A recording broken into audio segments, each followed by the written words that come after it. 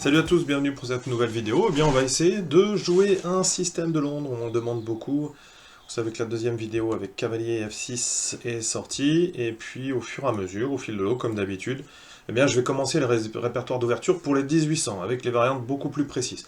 Mais ici, niveau 1682, on va le jouer encore sous forme de système. Je placerai, on va dire, Blitz 1800, on va dire. Allez.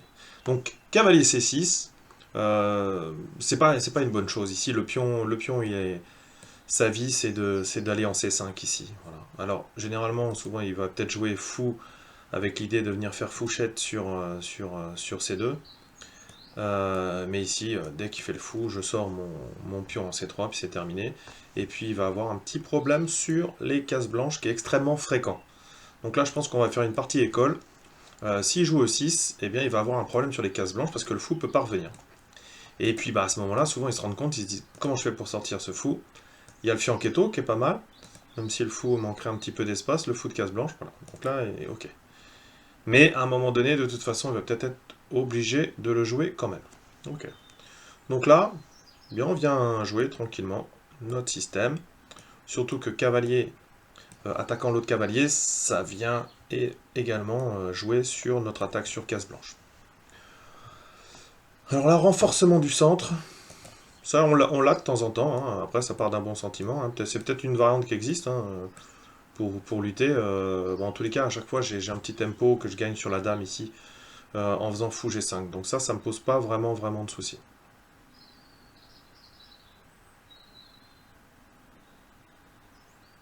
En tous les cas, on va l'empêcher quand même là ici. On a quand même, voilà, ça peut gêner. Alors, ça peut pas gêner, mais si vous faites votre développement standard, il faut quand même calculer. D5, je prends, il reprend. Ah bah non, il y est que deux fois. Ok, non, moi j'y suis trois fois.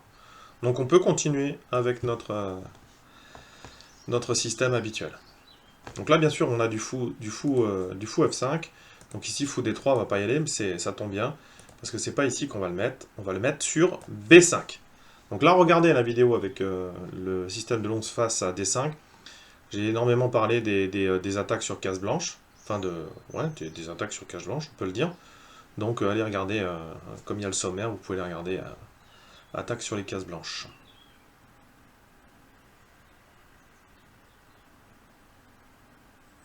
Alors ici, hein, forcément, F6, sortie de ce cavalier, elle est quand même un petit peu embêtante. Hein. Voilà. Donc ici, je suis pas du tout sûr du setup. Hein. Donc l'idée, c'est toujours la même chose, c'est de vous montrer hein, le répertoire que j'ai fait à l'initiation, c'est-à-dire si quand vous le jouez sous forme de système, c'est jusqu'à 1500. Après, quand vous êtes un peu plus fort, vous pouvez rentrer dans les variantes. Mais en jouant simple, des coups qui respectent les principes fondamentaux, eh bien, aux échecs, on joue beaucoup mieux. Donc là, ici, le problème hein, sur case blanche, ben, on va le voir, c'est quand même dame à A4 tout de suite. Mais, sauf qu'ici, il serait en capacité de pouvoir revenir avec le fou. Donc ça a moins d'impact, quand même, que quand il a joué E6. Mais ici, quand même embêté avec ses pièces, ici. Hein.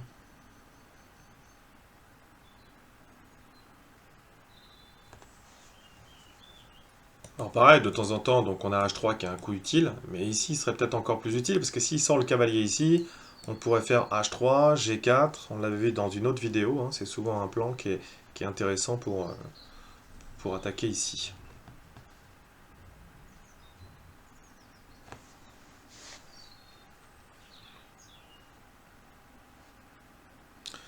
Donc, obligé de jouer deux fois la même pièce dans l'ouverture, donc ça veut dire qu'il y a un truc qui s'est pas très bien passé ici. Voilà, ça c'est clair. Mais bon, toujours est-il que maintenant, bah, il y est une fois, je dis pas de conneries, deux fois, trois fois. Donc ici, bah, s'il pousse le pion, il peut pousser, même si j'ai fou prend cavalier en intermédiaire.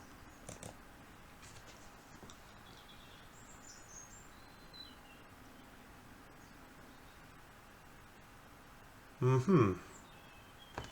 Donc on a quand même ce pion qui est pas terrible. Hein. Voilà. Donc peut-être à terme qu'on aurait dame B3, attaquant à la fois le pion et puis faisant pression sur B7 ici.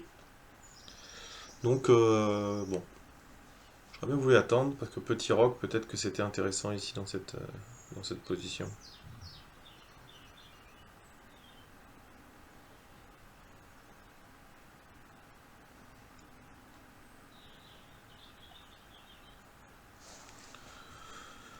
Donc s'il fait E5 ici, fou, prend cavalier, je menace de prendre le fou derrière sur échec, donc il est quasiment obligé de reprendre. Prise, prise. Fou prend, voilà. J'ai gagné un pion ici. En plus je pense que c'est ce qu'il va faire. Hein. Bon, allez, roi à l'abri. On a bien développé notre pièce, on a un pion au centre avec D5, et puis on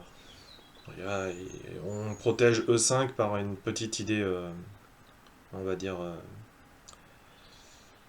tactique.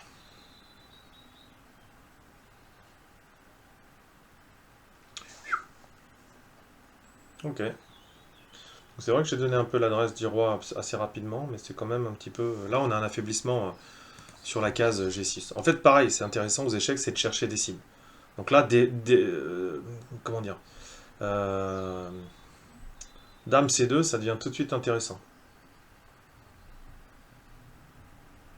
Même peut-être recycler ici fou D3, parce qu'il serait quasiment obligé de venir avec le fou. Je fais fou prend.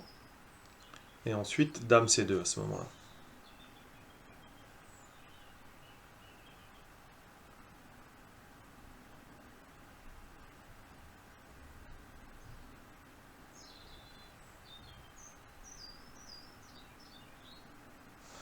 Surtout qu'il a sûrement envie de jouer...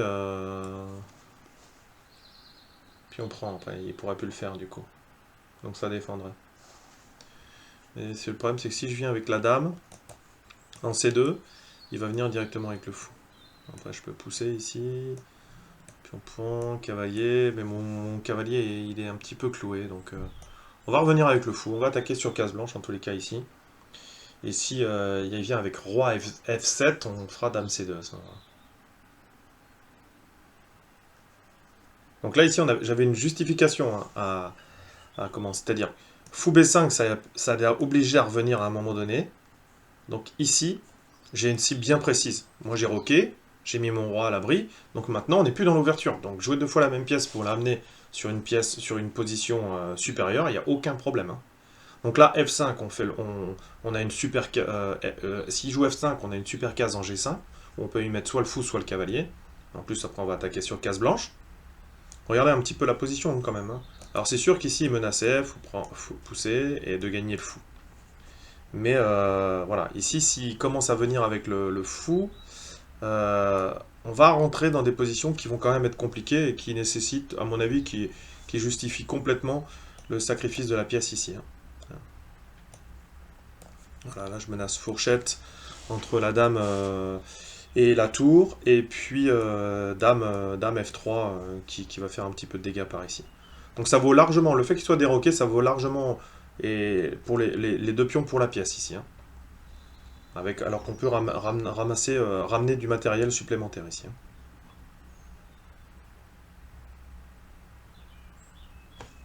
On menace également de gagner la tour ici. Voilà, donc on va gagner... Alors c'est sûr c'est deux pièces, mais bon, pareil, une fois qu'on a gagné la tour ici, on a la dame qui va rentrer. Voilà. Donc ça c'est tout à fait le genre d'attaque qu'on peut avoir à l'intérieur d'une structure de pion qui est pourrie. Voilà.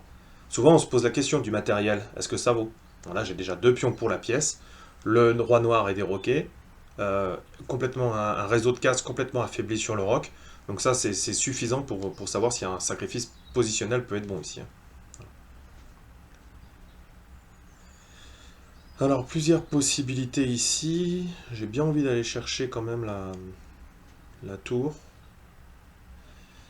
Parce que le problème de dame F3, il pourrait ramener sa dame à lui ici. Donc on va aller chercher directement donc deux pions, la tour pour deux pièces ici. Voilà. Et puis potentiellement peut-être un troisième pion. Donc là au niveau matériel, donc une tour, deux pions, et puis voilà, on le voit sur les pièces, ils le mettent. Hein, voilà. Alors, on va ramener du matériel, je peux ramener un cavalier avec gain de temps. Sur le casse-plan, j'ai pas trop de problèmes. Et je pourrais également d'abord pousser le pion ici, parce que ça ferait tout de suite des menaces sur la dame ici.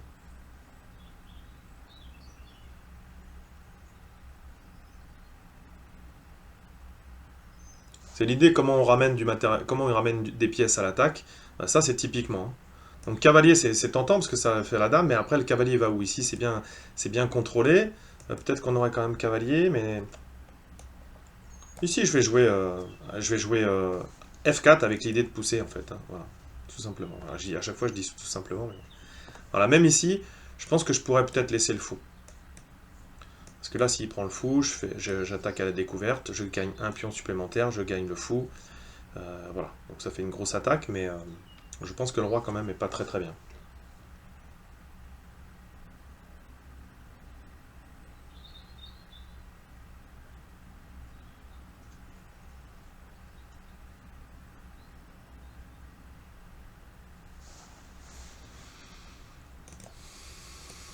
Allez, on va jouer pour l'attaque ici. Sachant que mon cavalier, mon fou, à un moment donné, hein, je peux tout à fait l'abandonner en le sacrifiant sur... Enfin, en le sacrifiant, ouais, en l'échangeant sur le cavalier. Donc là, il prend, mais bon, voilà. Donc la ouverture des lignes autour du roi, ça va être chaud quand même, hein. Alors là, je peux même peut-être... Non, il faut que je prenne de suite, mais il va y avoir un clouage sur le... Je fais tour à fuite. Voilà, je pense que c'est toujours très intéressant ici, hein. Alors maintenant, ce qu'il faudrait, c'est faire jouer cette tour, hein, l'amener sur cette case. Donc dame F7, c'est intéressant. On relie les tours, et puis en plus, ça me permet de faire un échec ici, de maintenir le roi au centre. Donc ça semble ici être le coup, hein. Tour F8, forcément pour lui, c'est le coup, mais j'ai un échec intermédiaire. Ce qui fait qu'ensuite... Voilà, c'est intéressant cette partie déséquilibrée au niveau matériel. Donc c'est bien de toujours tenir à jour, hein, le matériel. Donc souvent je l'avais déjà mis, hein, j'avais fait une vidéo sur la valeur des pièces assez intéressante si vous vous posez des questions sur est-ce que 2 pièces valent mieux qu'une tour et un pion. Je peux vous dire que c'est pas le cas. Ça dépend du type de position. Ici c'est moi qui ai l'initiative, donc du coup pendant quelques temps ça va être encore valable. Mais dans certaines positions c'est pas toujours le cas en tout cas.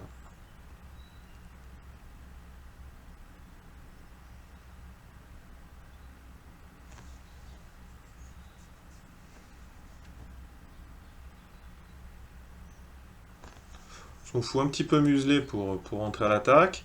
Ce pion, je pourrais peut-être le pousser à terme pour ramener, avec l'idée de ramener le cavalier. Donc ça serait intéressant aussi.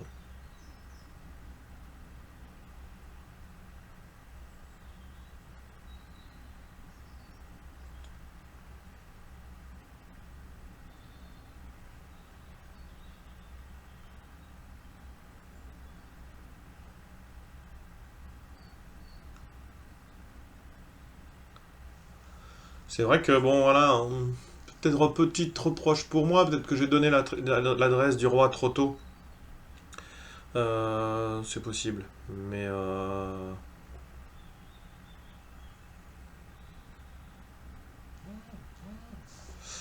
allez, on va se libérer tout de suite de ce pion arriéré. Voilà, avec l'idée de rentrer encore un peu plus dans la position. Et puis de pouvoir jouer également le cavalier.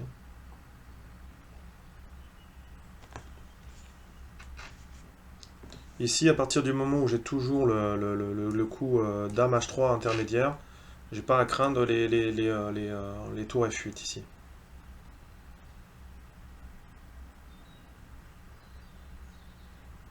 Donc là, voilà, c'est typiquement comment mener une attaque, c'est une ouverture de ligne, hein. Donc là, si ici, s'il prend pas, c'est moi qui prends, je ramène l'autre tour. Voilà, quand on a l'initiative, c'est comme ça qu'il faut entreprendre, hein. Sécurité du roi, le roi noir est en complète insécurité, donc on ouvre des lignes sur le roi pour créer des menaces. Et ensuite, c'est l'ensemble de pièces non coordonnées qui fait qu'il va y avoir des cibles à un moment donné. Finalement, ce pion il est assez intéressant parce qu'il empêche directement une attaque directe sur la case H2. Donc parfois on se sert des propres pions de l'adversaire pour stopper un peu les attaques, hein. Bon, j'en reviens bien au niveau du temps. Après, il s'est bien débrouillé, hein. Il a bien joué aussi, hein. De toute façon, je menace pion prend. Voilà, je menace de gagner le pion ici. Donc là, je vois pas trop ce qu'il a comme possibilité ici, hein. On a mis à part tour F8 qui gagne un tempo sur la dame. Mais même ensuite, je fais échec. Ce qui est intéressant sur l'échec, c'est que je l'empêche un peu Si je viens faire échec, je l'empêche de revenir sur le roc pour se cacher un peu de trop. Il sera quand même un petit peu dans les courants d'air ici, toujours.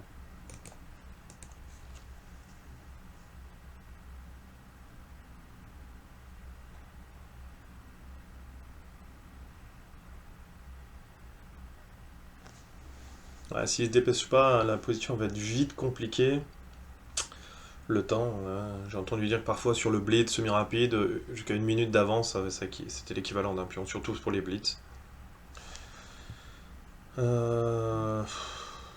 que je garde la dame hein, pour essayer de mettre un maximum d'attaque ici. Hein. Donc,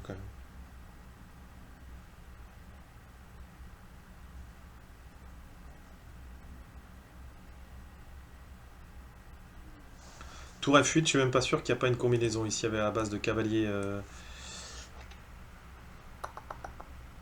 Cavalier, échec. S'il vient là, je refais échec. Et je fais fourchette dans le coin. Voilà. Bon, je pense qu'il y a une tactique. Parce que s'il vient là, la fourchette elle est là. Et là, s'il revient au centre, ça va être compliqué pour lui. Peut-être ce qu'il a de mieux à faire, non? Parce qu'au centre, il se fait mater, je pense.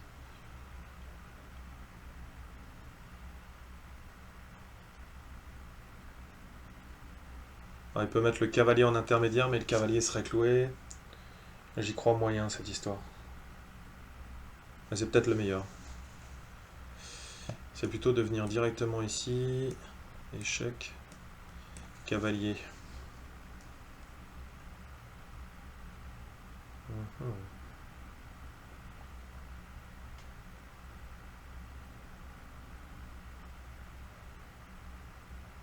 Bon, ok.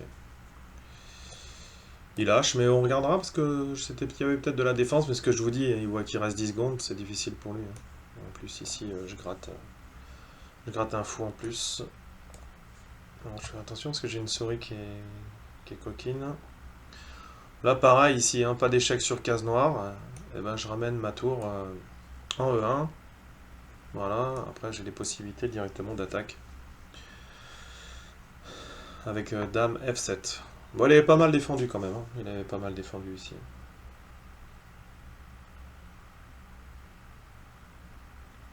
J'ai une triple attaque là-haut, ça devrait passer. Hein. Ouais. Je sens que je vais faire un misclick, je sais pas pourquoi. Donc pareil, ce qui est intéressant, c'est toujours de savoir comment est la finale ici. Hein.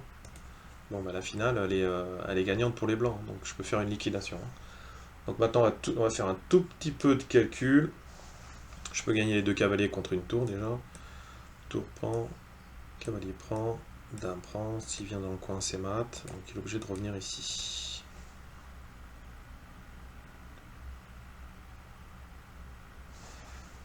Donc ensuite, je reviens avec madame échec. Il n'a plus qu'une case. Tour, échec. Il n'a plus que deux cases. Est-ce que ça suffit? Non, celle-ci c'est contrôlé par la dame. Et ensuite, je viens mater ici. Ouais, il y a un mat en 5 ici. Donc on fait attention quand même ici. Hein.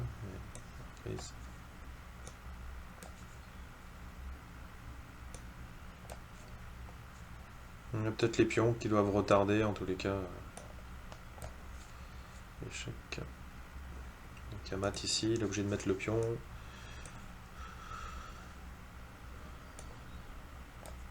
Tour ici et mat. Bon, il a pas mal défendu quand même. Hein. On va voir ce que ça donne. On va voir tout de suite ce qui se passe sur l'échiquier. Alors, moi, qu'on peut dire, c'est que ça n'a pas été brillant. Non, non, il y a eu pas mal de bonnes choses. Mais bon, je me suis précipité parfois. J'ai raté quelques maths. Donc, ça va vous faire des petits exercices de tactique. D4, D5, F4, cavalier, C6, j'en ai parlé. Ça peut pas être bon. C'est C5 qu'on doit jouer pour les noirs s'ils veulent contrer un peu le système de Londres. Le pion, il va en C5. E3, fou F5, C3, G6. Donc, c'est douteux parce que ça vient gêner le fou, mais voilà, il se rend compte qu'ici, c'est ce que je vous disais, ici, on va avoir des petites attaques, base de cavalier, je sais pas, hop, je vous montre. Cavalier tout de suite, et ici, ça c'est toujours assez pénible. Hein. Voilà. Par exemple, ici, ça vient voilà, attaquer, on a des clouages sur case blanche, donc revoyez la vidéo, tout ça c'est un petit peu pénible. Tant qu'il n'a pas joué E6, il peut revenir. Donc, G6, fou B5 ici, complètement naturel. J'ai fait cavalier F3 d'abord, mais voilà, ici, voilà, fou F5, ça va gêner à un moment donné. Donc, il revient avec son fou. Ici, E4 dans la position ou petit roc, comme ça a été joué. Et donc ici, eh ben en fait, je rate E4. C'est pas évident à voir du tout, hein, mais bon, c'est quand même le thème dans ce genre de position. Déjà, ça permettait de sauvegarder le fou plutôt que de rentrer dans la variante dans laquelle je suis rentré, avec fou E2.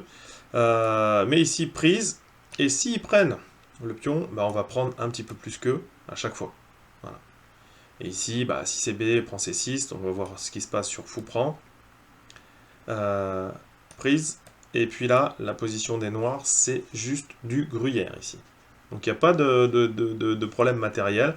Mais après, tour E1, etc. Donc ici, c'était, on va dire, de manière plutôt théorique, c'était plus avantageux. Donc moi, je suis revenu sur fou D3 avec l'idée de la cible.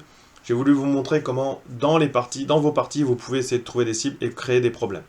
Par contre, c'est sûr que ça amenait le sacrifice d'une pièce ici. Voilà. Alors après, je sais pas pourquoi je suis resté omnubilé avec mon cavalier. Ici, bien sûr, il y avait, au lieu de cavalier H7, il y avait tout simplement la fourchette que j'avais donnée depuis le départ. J'ai pensé gagner la qualité tout de suite, mais là, ici, voilà, en tous les cas, c'était plus intéressant ici, fou F7. Même F4 était plus intéressant que le coup que j'ai joué ici, parce que ça redonne l'égalité à notre adversaire. Forcément, ici, bah, il n'y a pas beaucoup de possibilités. Et s'il vient sur F6, prise du fou, et puis on a possibilité de prendre sur case blanche. Voilà. Donc ce qui était un petit peu embêtant. Donc voilà, effectivement, je regagne, je matériel, je suis mieux, donc il me donne une bourde parce que voilà. Mais ici, dans cette position, voilà, il a des possibilités. Alors, ça, c'était pas la meilleure, mais cavalier F6, bah, ça attaquait le fou, ça défendait le pion ici. Les blancs ont toujours l'avantage, mais c'est pas si flagrant. Après, ici, donc là, F4, c'est un des coups. Pareil ici, alors j'ai fait un petit peu le malin pour l'attaque avec le truc, voilà, tout simplement ce que j'avais dit, il fallait revenir sur C2, sur D3, et puis on poursuit l'attaque. Ici, il avait possibilité, même si c'était compliqué, puis j'ai voulu jouer un petit peu sur le temps aussi.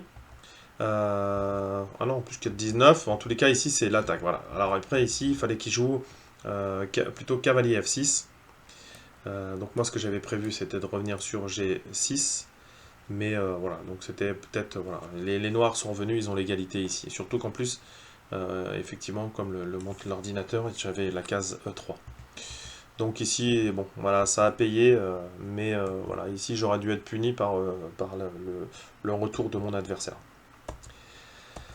C'est pas terminé, hein, les idioties, on va dire. Alors, E4, Dame H3, alors il met un point parce qu'il y a deux points d'écart, mais E4, il le trouve quand on laisse l'ordinateur un petit peu plus de temps, il trouve E4. Il y avait Dame H3 directement, qui fait qu'effectivement ça empêchait le retour de la tour. Voilà. Et après E4. Donc c'était beaucoup plus précis, c'était plus précis. Mais en tous les cas, E4 ici, pas de problème particulier. Tour F8, c'est ce qu'on avait vu, était le mieux dans cette position. Et ici, alors, déjà, j'avais une super combinaison.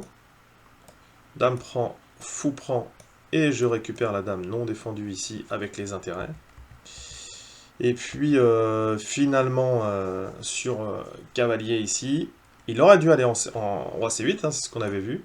Enfin, c'est ce que j'avais vu quand... voilà, parce qu'ici, il peut mettre quelque chose en interception. Même pas tour, mais cavalier, tour, ici, c'était voilà, un petit peu plus pénible. Donc j'avais prévu de revenir avec la tour, j'ai toujours l'avantage, mais c'est pas si clair. Donc là, il m'aide, et puis là, comme ça peut arriver parfois, et puis là, je vais me faire vraiment taper sur les doigts par mes élèves, parce que je leur dis à chaque fois, vérifiez les échecs, tout le temps, vérifiez les échecs. Je me suis arrêté au premier échec que j'ai vu, parce que je regagnais la qualité. Donc effectivement, c'est quand même gagnant complètement avec roi cavalier 8, mais ici, il y avait un super mat en 2, avec dame prend F8, fou prend, et tout reprend. Voilà, ça aurait été juste magnifique, ça aurait comment dire, compensé un petit peu la petite imprécision que j'ai fait quand mon adversaire pouvait revenir ici. Voilà, ici ça n'empêche pas qu'ici après, bon, avec la tour, il n'a pas joué le meilleur des coups ici, surtout à ce moment-là. Voilà, dame ici, c'était pas le plus intéressant. Il devait essayer de rester aux alentours du roi. Donc ici, tour F7, ça vient doubler, attaque de la tour. Et ici, mat en 3 là. Alors, il y avait plus court, il fallait prendre ici avec la tour. Si le roi prend ici, dame F6, tour F6, dame F7 mat, voilà. Même dame G8, voilà, ça c'était intéressant. Et puis si il prend le, s'il prend le cavalier, dame E7, roi C6 et mat.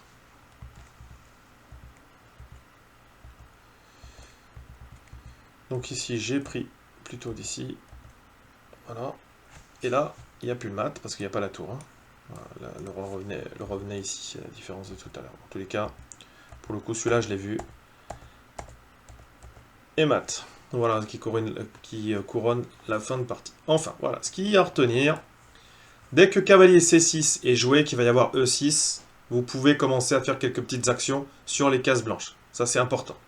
Et puis ensuite, quand votre adversaire commence à être déstructuré, qui commence un petit peu décoordonné, eh bien E4, un petit peu comme dans le système call, c'est toujours un peu la menace. On a nos pièces de bien sorties, on reprend le centre, et souvent ça donne le plein potentiel pour nos pièces. Voilà. Donc le système de Londres, là notre adversaire 1682, il s'est bien défendu, hein, ça c'est clair. En tous les cas, vous voyez quand on me dit à chaque fois comment faire pour passer 1500, etc. Ben, en jouant simplement avec le système de Londres, on ne joue pas forcément le plus pur, hein, comme je vous l'avais déjà dit, mais en rentrant avec les petites idées que vous pouvez trouver dans les vidéos que j'ai faites, eh bien vous pouvez jouer sereinement et avec un bon niveau. D'ailleurs, j'ai de super retours de gens qui l'ont tenté, qui commencent à jouer le système de Londres et puis qui ont de bons résultats, donc tant mieux.